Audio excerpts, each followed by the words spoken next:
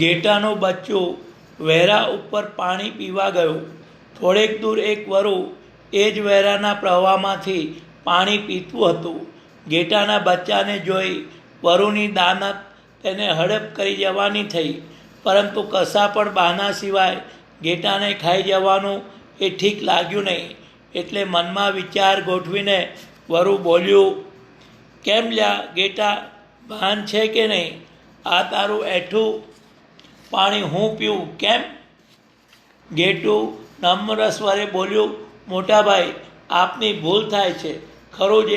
ખરું જોતા તો પાણીનું વહેણ આપની બાજુથી મારી બાજુ છે, એટલે આપનું એઠું પાણી ઉલટું સેવકને ભાગે પીવાનું આવે છે.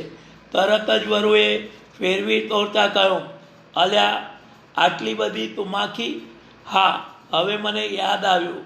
વરસ પહેલાં તું એક દાડો મને ગારો ભાંડીને ભાગી ગયું તું. એ કે બીજું ઊભું રહે, તારી વલે કરું છું. ઘેટાએ બે કરતાં જવાબ આપ્યો, મોટાભાઈ, એમાંય આપની ભૂલ થાય છે.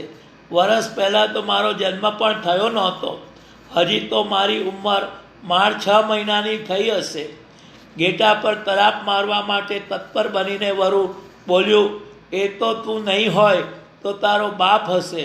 હું આજે તને છોડવાનો નથી. તો વરુ છલાંગ મારીને ઘેટા પર કૂદી પડ્યું અને જોતજોતામાં એને ફાડી નાખ્યું.